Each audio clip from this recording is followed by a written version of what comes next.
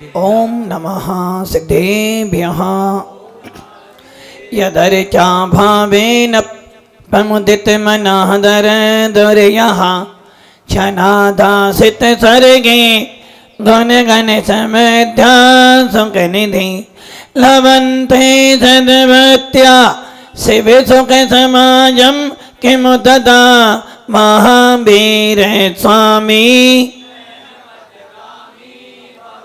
महावीर स्वामी महावीर स्वामी गुरुवाह बंधनो नित्यं ज्ञान दर्शन नाहिका चारित्रानं गंभीरा मोक्षे मार्ग उपदेशिका पंच प्रमिष्टि भगवान की एकराधिनाथ भगवान की अंतिम शासनपति भगवान महावीर स्वामी की आचार्य श्री कुंद कुंद भगवंत की आचार्य श्री विमल शंकर जी महाराज की आचार्य गुरुदेव सन्मति शंकर जी महाराज की तीन कम नौ करोड़ मुनि राजों की द्वादशा जिनवानी माता की। बोले परम पूज्य आचार्य सुंदर सागर जी महामुनिराज की महामुनिराज की महामुनिराज की। थोड़ा हाथ खड़ा करेंगे तो थोड़ा सा धर्म सभा की गरिमा बनेगी। जय कारा गुरुदेव का, जय कारा गुरुदेव का, जय कारा गुरुदेव का। नमोस्तु गुरुदेव। भव्य आत्माओं, भगवान महावीर एक ऐसे तीर्थंकर हुए हैं जिन्होंने अपना तो कल्याण किया, अपना तो हित किया, साथ ही साथ ना जाने कितने कितने कितने असंख्यात जीवों का भी कल्याण किया। और कहावत भी है, जब सूर्य उदित होता है तो सब प्रकाशित हो जाता है, और जब कोई आत्मा से प्रकाशित होता है तो अनेक आत्माएं उसके साथ में प्रकाशित हो जाती है। भव्य आत्माओं, कर्म सिद्धांत पढ़ा है आपने और गुलिस्तान सुन रहे हो। कर्म सिद्धांत में किसी के साथ अन्याय, यहां आप रिश्वत देकर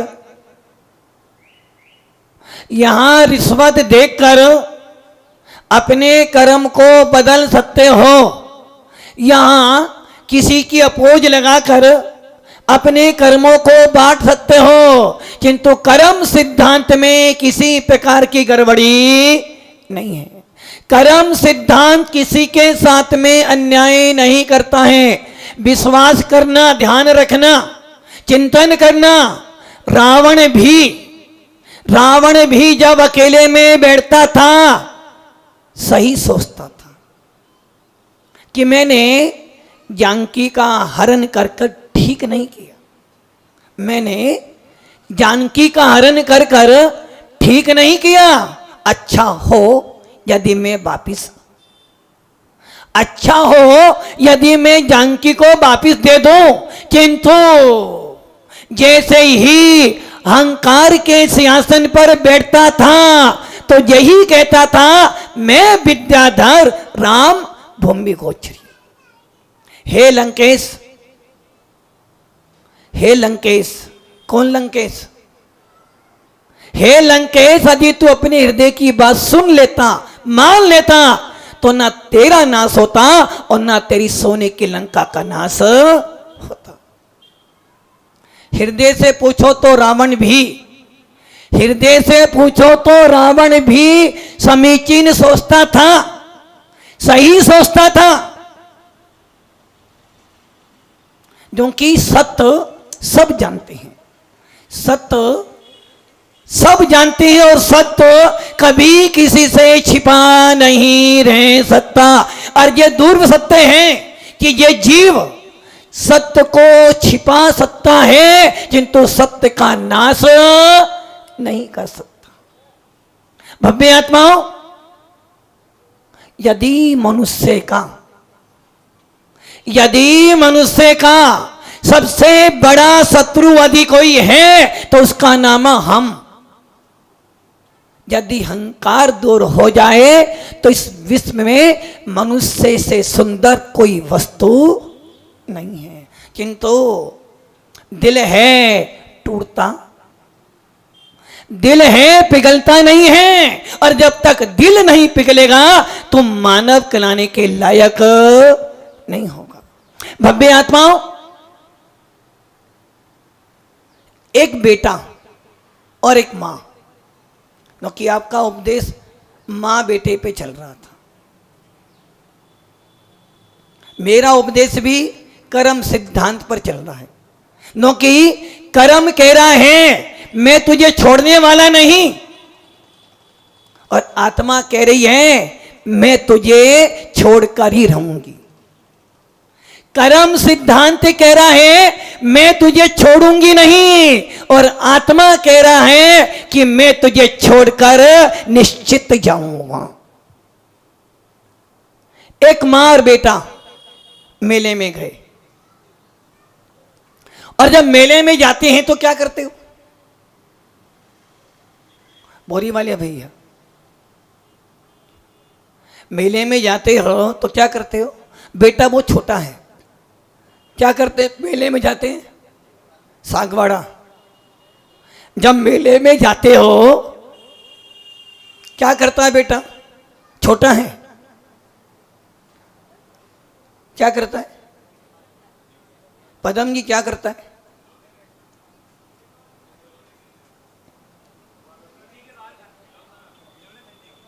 अरे पदम जी, सारा मजा किरकिरा कर दिया आपने तो।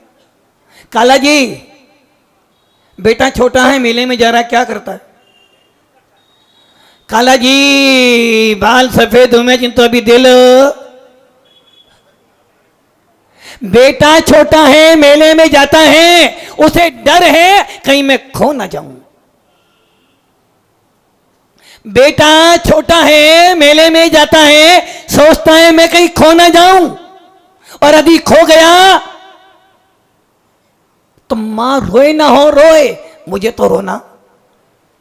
और वो क्या करता है? मां की उंगली पकड़ लेता है। किंतु ये ध्यान रखना, बेटे ने मां की उंगली पकड़ी है, कभी भी कभी भी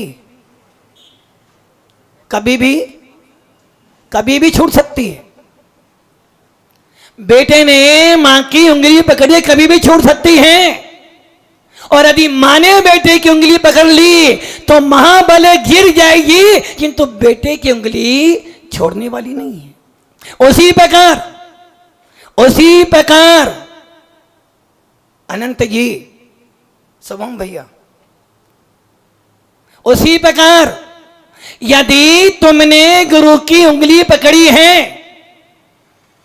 तो उंगलियां ये किसकी पकड़ी उंगली आपने? हमारी पकड़ते तो 7 फेरे लेने नहीं पड़ते आपको। आपने पकड़ी श्रीमती की, श्री श्री श्री, और श्री करते करते करते स्त्री के पल्लू से बंध गए। और जब स्त्री के पल्लू से बंधे हो तो ठोकर तो लगेगी। यदि तुमने मां की उंगली पकड़ी है तो मेले की भीड़ से उंगली छूट सकती है, और यदि मां ने तेरी उंगली पकड़ ली है तो मां भले गिर जाएगी, मर जाएगी, तो ये गिरने तो नहीं देगी। वैसे ही ये मोक्ष मार्ग है। ये क्या है? मोक्ष मार्ग। यदि तूने मोक्ष मार्ग पर गुरु की उंगली पकड़ी है, छूट सकती है, क्योंकि विषय कसायों का मेला है। जहां भी जाओगे 2 दूनी 4, 2 एकम 2, 2 दूनी 4, जैन धर्म की जय जयकार। यदि तूने गुरु की उंगली पकड़ी है, विषय कसाय दौड़ रही हैं, पग पग पर विषय कसायों का मेला लगा हुआ है। इधर से पत्नी चिल्लाती है तो इधर से मां चिल्लाती है, सामने से पप्पू चिल्ला रहा है तो पीछे से पापा कहने बेटा इधर तो हाँ। और इतना सब सहन करने के बाद भी तेरा मन कह रहा है अभी तो जाना बाकी, अभी तो जाना बाकी है। संसार में आया है, देखो भालो फिर जाना। अभी तो संसार में पैदा हुआ है, खाओ पियो और ऐश करो। तो बार बार वो उंगली छूट रही है क्योंकि तूने पकड़ा है। और तूने पकड़ तो लिया है, पीछे से तुझे खींचने वाले दसों दिशाओं से तुझे खींच रहे हैं और तेरा मन कहता है इधर जाऊं या इधर जाऊं। जब इधर देता है तो परिवार खड़ा है और जब इधर देता है तो गुरु महाराज खड़े हैं। जब इधर देता है तो पत्नी की याद आती है, इधर देता है तो माता पिता की याद आती है, और इधर देता है तो अरे एक ही तो माता जी है, एक ही तो महाराज है, इधर तो पूरा परिवार है। भव्य आत्माओं, यदि तूने गुरु की उंगली पकड़ी है, कभी छूट सकती है, अहंकार से छूट सकती है, कसाइयों से छूट सकती है, राग देश से छूट सकती है, किंतु ध्यान रखना वो मां गिर जाएगी, चोट लग जाएगी, किंतु बेटे को आंच नहीं आने देंगे। वैसे ही यदि तूने गुरु की उंगली पकड़ी है, छूट सकती है, यदि गुरु ने तेरा हाथ पकड़ लिया है तो मोक्ष जाने तक भी तुझे छोड़ने वाला तो नहीं है। वो बेटा भी मेले में गया, मां की उंगली पकड़ी, किंतु इतनी भीड़ थी कि वो उंगली छूट गई। बेटा गुम हो गया मेले में। पहले जब मां की उंगली पकड़ी थी, मेले में खिलौने भी थे, झूले भी थे, खाना पीना भी था, बड़ा अच्छा लग रहा था कि नहीं आज तो झूला भी झूलूंगा, आइसक्रीम भी खाऊंगा और खिलौने भी, पदम जी खिलौने भी लेकर आऊंगा, और उसमें एक घोड़ा और एक काला भी लेकर आऊंगा। काला घोड़ा काम आएगा, और जिसके घर में काला घोड़ा हो उसे कभी नजर। और लोग कहते हैं लक्ष्मी बढ़ानी हो, आमदनी बढ़ानी हो तो काले घोड़े के पैर की नाल ले आना और अपनी दुकान पर बांध देना, लक्ष्मी बरसेगी कहते हैं। किंतु भगवान महावीर कहते हैं घोड़ा बांध या हाथी बांध, जिस दिन तुझे सच्चे गुरु का आशीर्वाद मिल जाएगा तो ये पुद्गल लक्ष्मी नहीं, तुझे केवल ज्ञान की लक्ष्मी मिल जाएगी। वो बेटा जब तक मां की उंगली पकड़ा था, सारी चीजें देख देख कर हंस रहा था। आत्री वाले भैया,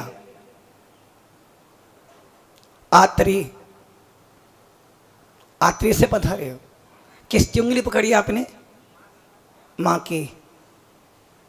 और उंगली तो पकड़ ली, और जब तक सारा अच्छा लग रहा था, किंतु भीड़ ऐसी आई कि बेटे की उंगली मां से छूट गई। अब बेटा रो रहा है, मां मां मां चिल्ला रहा है। इतने में ही एक सज्जन मिल गए। कौन है सज्जन भैया? सब सज्जन ही बैठे, दुर्जन तो सब ऊपर ही बैठे, दुर्जन ही तो हैं। अरे दुर्जन उसे कहते हैं, दुर्जन जो दुर्जनों को छोड़े, परिवार को छोड़े, राग देश को छोड़े, वही तो दुर्जन है। और जो दुर्जन होगा वही तो भगवान बनेगा। आप तो सज्जन हो। सब सुधरना किसको है? जो बिगड़ा हुआ है। आज सब तो सज्जन हो भाई, बिगड़े कहाँ तो सुधरे सुधारे हो। देखो नहा धोकर अच्छी तरह साफ बैठे, साफ तो हमें होना है। और वो मां मां चिल्ला रहा है, सज्जन मिल गया, बोला बेटा क्यों रोता है? मां बेटा कुछ खाना है? मां बेटा कुछ पी ले? मां अरे पागल है? मां अरे मूर्ख बता क्या है? मां जो भी पूछता उससे वो जी बोलता मां मां मां मां मां, क्योंकि उसे मां चाहिए। अब उसके पास में खिलौने लाके रख दो, खाने पीने की वस्तु भी वहीं पर है, झूला वाला भी है, जोकर भी है, आइसक्रीम भी है, सारी चीजें हैं, किंतु उसका मन कह रहा है मां मां मां। मां के सिवा उसे कुछ भी नहीं दिख रहा है। वो सज्जन पूछता, बेटा नाम तो बता, तेरा नाम क्या है? मां। अरे पागल मत बन, समझा मुझे कि तू कौन है? मां। जिस प्रकार उस बेटे को कुछ भी पूछो उसे बार बार मां मां मां मां याद आ रही है, वैसे ही यदि तू अपनी आत्मा को भगवान बनाना चाहता है, यदि तू अपनी आत्मा को संसार से निकालना चाहता है, यदि तू अपनी आत्मा को सम्यक दर्शन से विभूषित करना चाहता है, तो तुझे हर समय, रात हो या दिन हो, सुबह हो या शाम हो, घर हो या दुकान हो, मुनिराज हो या श्रावक हो, उसे हर पल हर क्षण तत्व ज्ञान की धुन लगनी चाहिए। कहीं भी जाए, खाते पीते सोते बैठकर उसे बस एक ही धुन लगनी चाहिए, तत्व ज्ञान प्राप्त करना है, तत्व ज्ञान प्राप्त करना है, भेद विज्ञान प्राप्त करना है, आत्मा को जानना है, आत्मा को जानना है। और जब वो बच्चा माँ माँ माँ माँ माँ करता है तो उसे माँ मिल जाती है। वैसे ही एक भव्य जीव जब बार बार बार बार बार बार संगति करेगा देव सा गुरु की, तो उसे भी भेद विज्ञान तो प्राप्त हो जाएगा। इसलिए उदाहरण तो एक देश था, बच्चे के लिए मां से बड़ा कोई वस्तु नहीं, उसी प्रकार एक मुमुक्षु के लिए तत्व ज्ञान के अलावा कोई और बसी वस्तु नहीं। एक मुनिराज, एक मुमुक्षु सवेरे से लेकर रात तक, रात से लेकर सवेरे तक सालों बीत जाते हैं, तत्व ज्ञान की धुन लगी रहती है। बस यही भावना भाता कि बस एक बार जीवन में, एक बार भेद विज्ञान प्राप्त हो जाए, जीवन में एक बार भावलिंग प्राप्त हो जाए, जीवन में एक समय के लिए छठा गुण स्थान प्राप्त हो जाए, जीवन में एक बार समाधि मरण हो जाए तो मैं भी निहाल हो जाऊंगा। भव्य आत्माओं, संगति का असर पड़ता है।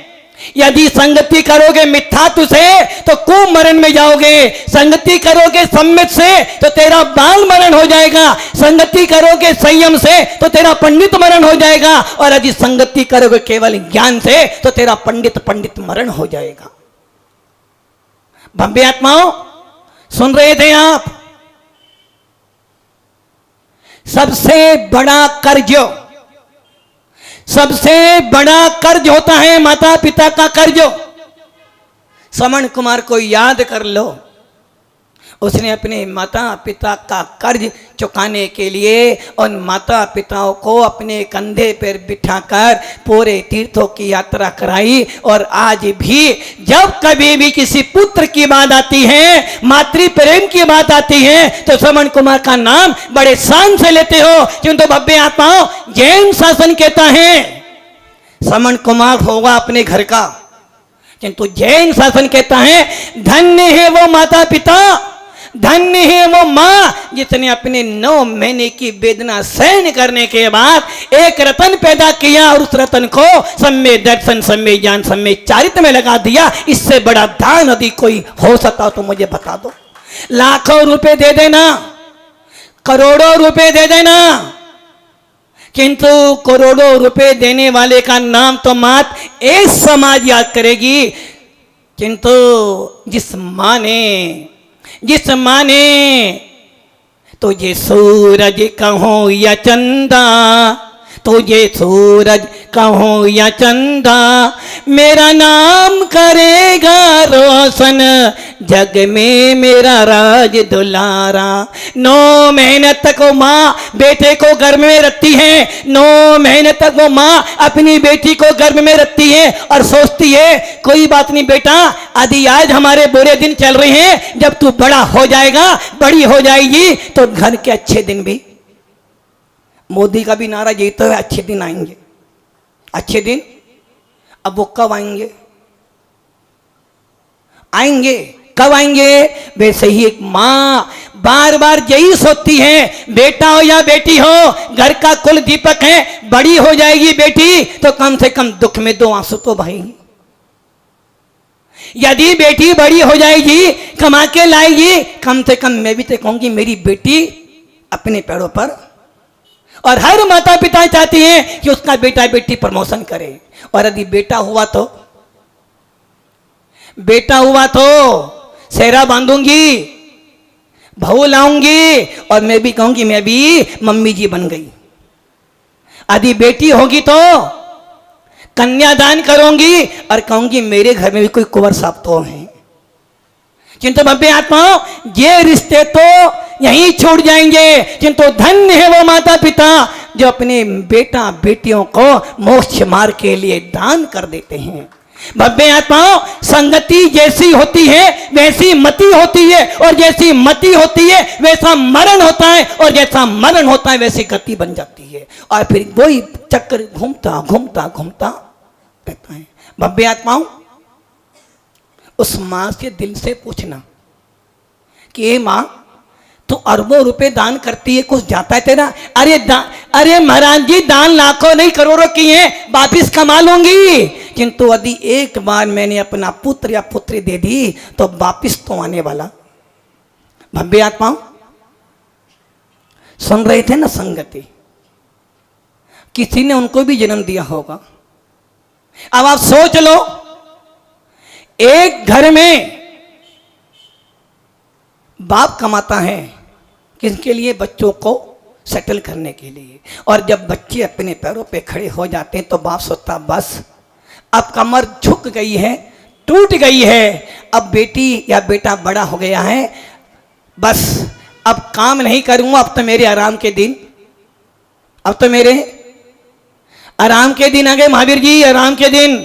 किंतु वही बेटा वो बेटी कहते पापा अब मैं कमाऊंगी नहीं, अब तो मैं माता जी महाराज बन के मोक्ष मार्ग पे जाऊंगी। तो आत्मा उसकी रो पड़ती, मैंने पाल पोस के बड़ा किया और आज ये बेटा बेटी मुझे आंख दिखाते हैं।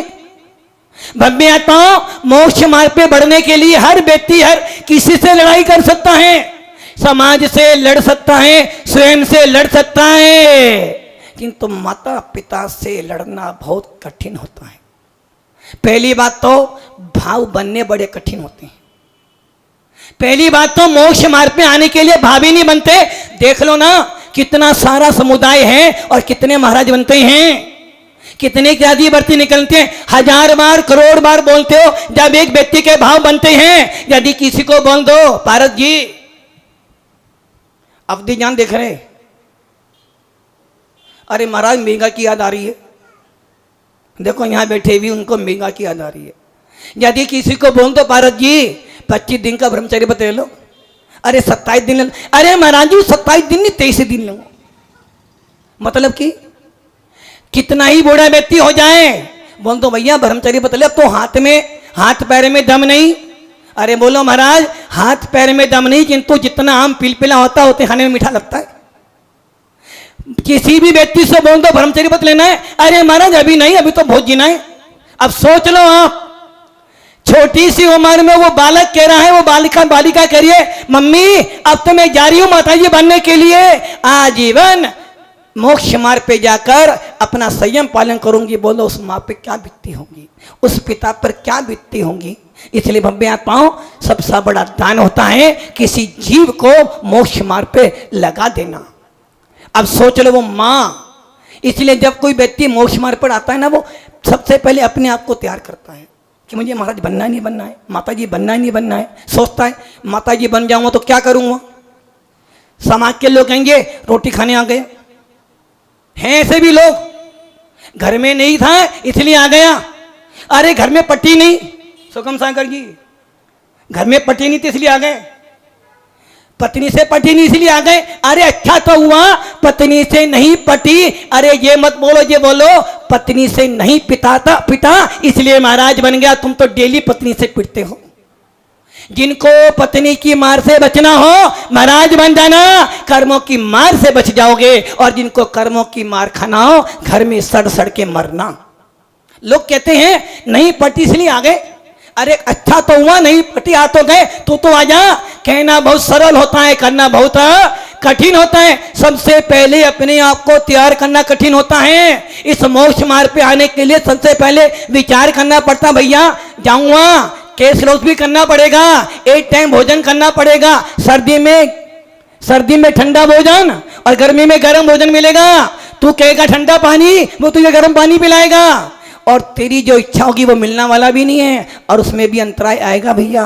पैदल चलना पड़ेगा, सर्दी गर्मी बरसात सहन करनी पड़ेगी, और उसके बाद भी तुम जैसे श्रावक 10 बार कहेंगे माता जी महाराज ने हमारे कुछ पूछा ही नहीं, कुछ किया ही नहीं। शुभम भैया क्या कहोगे, अरे हम तो इतना दौड़ते हैं महाराज के पास, महाराज हमारी सुनते ही नहीं, माता जी हमारी सुनते नहीं। अरे भाई ये सोचो, इन सारी बातों का वो चिंतन मनन करने के बाद अपने आप को तैयार करता है, और अपने आप को तैयार करने के बाद ये सोचता है जिस परिवार में मुझे पाल पोस के बड़ा किया था और उसे छोड़ने जा रहा हूं। सोचो, अब आप सोचना उस व्यक्ति के मन में क्या बीतती होगी। भले ही 90 साल का बूढ़ा भी दीक्षा लेगा ना, वो सोचता होगा भैया ये उम्र तो 4 पाई पे बैठने की है, गाड़ी में चलने की है, 2 पैर पोते दबाएं, 2 हाथ बेटे दबाएं और बहू हवा करें, ये तो अवसर अब आया है कि बैठे बैठे खाना। ऐसे 90 साल की उम्र में भी जो दीक्षा लेता है तो अपने मन को बहुत मारता है। तो फिर जो छोटी उम्र में लेते हैं, जिसने कुछ देखा ही नहीं है, अभी तो खाने पीने की उम्र है, दूध के दांत भी अभी, फिर भी वो मोक्ष मार्ग पे बढ़ रहा है। कितने अपने आप को तैयार करता होगा, अपने आप को तैयार करे। समाज से भी बैर मोल रहे, और सबसे कठिन काम होता है घर वालों से अनुमति लेना। घर वालों से अनुमति लेना बड़ा कठिन होता है। धन्य होते हैं वो माता पिता जो राजी राजी हंसते हंसते अनुमति दे देते हैं। वो धन्य होते हैं मुनिराज जिनके घर वाले बिना किसी विरोध से छोड़ देते हैं, क्योंकि उन्होंने बहुत पुण्य कर आए थे। किंतु ऐसे भी परिवार वाले होते हैं, भले ही बेटा बेटी निकलने वाले वो मार देंगे, किंतु अनुमति, घर के दरवाजे बंद कर सकते हैं। यदि कोई बेटा बेटी मोक्ष मार्ग पे बढ़ना चाह रहा हो और मन में आ जाए चलो एक बार तो जिसने पैदा किया है, जिस बाबुल की गोद में बैठकर मैं खेली हूं, जिस बाबुल ने मुझे हाथ पकड़ के चलना सिखाया, जिस माँ ने मुझे 9 महीने तक अपने आंचल में रखा था, एक बार उससे बोलता हूं कि माँ मैं जा रही हूं मोक्ष मार्ग पर, और वो चली भी जाए और वही माँ दरवाजा बंद कर ले, तो सोच लेना उस जीव पर क्या बीतती होगी। किंतु वो मुमुक्षु है, वो सोचता कोई बात नहीं, एक माँ ने छोड़ा है ना, पूरा संसार की माँ मुझे मिल रही है, और सबसे बड़ी माँ तो जिनवानी माँ मिल रही है। और मैंने सुना है यदि माँ ने उंगली पकड़ी है तो छूटेगी नहीं, और यदि मैंने पकड़ी छूट जाएगी। जब मुझे दिगंबर साधु का हाथ मिल गया है तो माँ तो छोड़ो, यदि भगवान भी रुट जाएगा तो गुरु के अंदर ऐसी सामर्थ्य है, मुझे भगवान बनाकर बिठा देगा। भव्य आत्माओं, बड़ा कठिन होता है परिवार से अनुमति लेना। और भव्य आत्माओं, सोचना, प्रैक्टिकल करना, क्योंकि मैं भी प्रैक्टिकल अनुभव कर चुका हूं। यदि मान लो हम सब एक साथ दीक्षा ले रहे हों और भीलवाड़ा में दीक्षा हो रही हो, सबके परिवार के लोग आए हुए हैं, सोनलाल जी सबके परिवार के लोग आए हुए हैं, और मान लो मैं दीक्षा ले रहा हूं, मेरे परिवार से कोई भी ना आए, बोलो कैसा लगेगा। सबके माता पिता मामा मामी आ रहे हैं और सब अपने अपने परिवार के उस बेटे को या बेटी को तैयार कर रहे हैं, अनुमति दे रहे हैं, नाच रहे हैं, गाना गा रहे हैं, और मैं क्या कर रहा हूं, मैं सोच रहा हूं कोई तो अब बोलो मना आप तो बैराग लेने जा रहे, अरे भैया बैराग लेने जा रहा हूं, किंतु अंतिम उम्मीद तो यही रहती कि जिस माँ ने पिता ने पाल पोस के बड़ा किया है, यदि वो एक बार सर पे हाथ रख के बोले बेटा जा मोक्ष मार्ग पे जा, अपना कल्याण करना, और ऐसा कल्याण करना, ऐसी साधना करना कि हमें कभी हमारा माथा कभी नीचा ना हो जाए। यदि वो आशीर्वाद मिलता है तो उस जीव को लगता है कि चलो माँ पिता ने आशीर्वाद दे दिया, अब तो अच्छी तरह से साधना करना। अब वो लोग व्यक्ता क्या सोचता होगा, किंतु वो मुमुक्षु हैं, भेद विज्ञानी हैं, वो सोचता कोई बात नहीं, अरे जिसको कल छोड़ना था अभी से छोड़ दिया, क्या चिंता करनी है, मुझे तो मोक्ष मार्ग पे बढ़ना है। आ जाए तो वेलकम, नहीं तो भीड़ कम, तो आ जाओगे। ये मत सोचना कि मेरे आने से ही, सिंटू भैया मेरे आने से ही हमारा का मूल्य है। शुभम जी सही है ना, यदि मैं नहीं जाऊं तो ये सोच लेना तेरे आने से मेरा मूल्य नहीं है, तेरे आने से मेरा मूल्य नहीं है, किंतु मेरे यदि तेरे आने से मेरा मूल्य नहीं है, किंतु यदि मैं तुझे पूछ लूंगा तो तेरा मूल्य बढ़ जाएगा। एक साधक कभी अपने माता पिता को याद नहीं करता है। एक साधक अगर उसकी माँ पिता मर भी जाएंगे ना, उसकी आंखों में आंसू नहीं आता है। किंतु जब कोई भक्त जो मोक्ष मार्ग पे साथी बनता है, जब कोई भक्त हमारी साधना में साधक बनता है, जो भक्त हमारी सेवा करता, बिहार कराता, कहता महाराज आप तो साधना करो मैं आपकी सेवा करूँगा, यदि वो भक्त जरा सा उदास हो जाता है तो वो साधु सोचता है भैया एक बार प्रेम से पूछ तो ले कि भैया ठीक तो है, और वो भक्त बस गुरु ने पूछ लिया ठीक हो, उससे 3 लोग की संपत्ति मिल जाती है। भव्य आत्माओं, अब सोच लो, ऐसे होते हैं जैन साधक। और भव्य आत्माओं, धन्य होते हो माता पिता। आज गर्व होता है उन माता पिताओं को, जब दीक्षा लेते हैं ना, सब विरोध करते हैं। ऋषभ जी देखो, इसे कहते हैं माता पिता, इसे कहते हैं माता पिता। इस भैया ने ऋषभ कुमार जी के पिता महाराज बने हुए हैं, और जब वो महाराज बने थे, पापा महाराज मत बनो अभी, नहीं बेटा महाराज तो बनना है, नियम ले लिया तो ले लिया, महाराज तो बनना है। महाराज बन गए, मुनिराज बन गए हैं। और ये सोच लेना आप, उनको 5 किलोमीटर चलने के लिए भी 4 घंटे लगते हैं। कितने घंटे? 4 घंटे। और हर 10 मिनट में जितने तुम पूजा करोगे मेरी, उतना उनका हार हो जाएगा। 2 बेटे हैं, भगवान की कृपा बहुत है। और पापा से बोलते, पापा पापा तो मेरे ही हो अभी भी, नो कि इन्होंने नहीं छोड़ा है। छोड़ा किसने है? महाराज ने। कोई भी माता पिता यही नहीं कहते कि मेरा बेटा नहीं है, बेटा तो मेरा ही है, नो कि मैंने अपने बेटे को मोक्ष मार्ग पे लगाया है, और जब तक ये बेटा मोक्ष ना जाए तब तक बेटा तो मेरा ही कहलाएगा। किंतु महाराज कह रहे, भैया मेरे माता पिता ये नहीं है, मेरा तो हिंदुस्तानी माता पिता हैं। उस धन्य ये माता पिता जो पिता के माता पिता बनने के बाद कह रहे, महाराज चिंता नहीं करना, जब तक आप जीवित हो आपकी सेवा करेंगे, मरते मरते समय तक भी आपकी सेवा करेंगे। भव्य आत्माओं, अब सोच लो, आप 4-5 किलोमीटर करने के लिए 3 घंटे लगते हैं, 4 घंटे लगते हैं, और आज ना जाने 8-10 साल हो गए हैं पापा को समाज के बीच में रहते हैं। समाज सेवा करे तो करे, वरना हमारा परिवार इतना बड़ा है कि हम अपने पिता के नहीं, एक महामुनिराग की साधना में साधक बन सकते हैं। भव्य आत्माओं, लोग कहते हैं माता पिता नहीं आते हैं, किंतु हम ये सोच लो, आप जिसने जन्म दिया उसे तो भूल जाते हैं, किंतु जो हमें नवीन जन्म देता है, जो हमें मोक्ष मार्ग पे लगाता है, वो माता पिता जीवन भर याद रहते हैं। भव्य आत्माओं, धन्य है वो माता पिता जो अपने बच्चों को अनुमति देते हैं, और धन्य वो भी माता पिता हैं जिनसे लड़कर बेटा बेटी मोक्ष मार्ग पे बढ़ते हैं। पहले तो लड़कर आते हैं, और जब वो मोक्ष मार्ग पे आरूढ़ हो जाते हैं तो वही माता पिता, ये मेरी बेटी है, ये मेरी बेटी है, तो समझे ना, जब वो माता पिता उस बेटी बेटे को देखते हैं, कौन कौन मस्तक ऊंचा हो जाता कि हाँ बेटा, भावना भाई थी कि मेरा बेटा प्रमोशन करेगा, मेरी बेटी मेरा नाम करेगा। आज पूरे लोक में उस माता पिता का नाम हो जाता है। तो भव्य आत्माओं, ये तो मोक्ष मार्ग है। इस मोक्ष मार्ग पर जन्म देने वाले भी मूल्यवान हैं, और जो हमें मोक्ष मार्ग पर लगाते हैं वो भी मूल्यवान है। इसलिए जीवन में संगति अच्छी करना, कभी भी मिथ्यात्व की संगति नहीं करना, संगति करना सम्मित्व की, क्योंकि मिथ्यात्व में मरोगे तो पहला गुणस्थान बनेगा, और सम्मित में मरोगे चौथा गुणस्थान बन जाएगा, और यदि भावलिंग धारण कर लिया मुनिराज बन गए तो छठा गुणस्थान में मरण होगा, और यदि केवली बन गए तो 14वें गुणस्थान में मरण कर कर सिद्ध भगवान बन जाओगे। इसलिए भव्य आत्माओं, संगति संगति किसकी करना? संगति किसकी करना? सम्मित्व की करना।